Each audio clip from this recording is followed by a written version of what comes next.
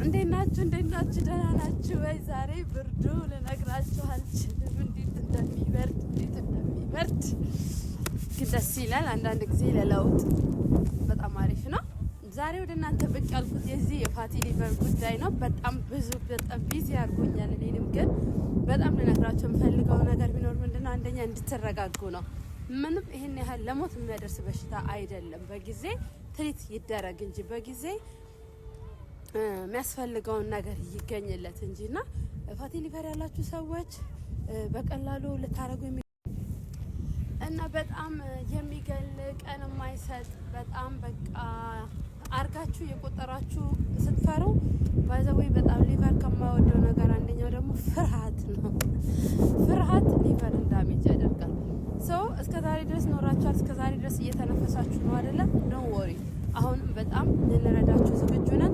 በጣም የሚያከብሩባችሁን የሚገል ነው፣ ከባድ ነው፣ እድሜ አይሰጥም እንዲህ የሚሏችሁ ሰዎች እነሱን ወደ ጎን ተውና ዛሬ እናንተ ራሳችሁ ላይ ለመስራት ተነሱ።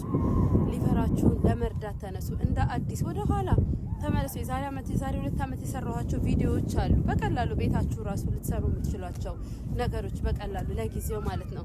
ከዛ ውጪ ግን በትንሽ ዳይት ከዛ ሌላ ሳፕሊመንት ኸርቦች በትንሽ ዳይት ኸርቦች ተጠቅማችሁ 1 ወር ባልሞላ ጊዜ ፋቲ ሊቨራችሁን እንደምታጠፉት 100% እርግጠኛ ነኝ እነግራችኋለሁ። ይሄ ራሽ መሆን አይደለም፣ ሊቨርን የማይጎዳም ሌላ ኦርጋን የሚጎዳ ነገር አይደለም። ይሄ 100% ፕሩቭን የሆነ ኸርብ ነው፣ እጽዋት ነው። እጽዋት ፓወር አላቸው።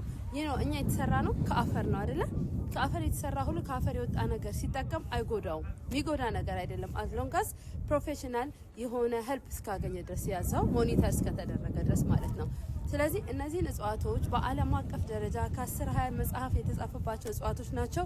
ልዩነቱ ምንድነው? ኮምቢኔሽኑ ነው።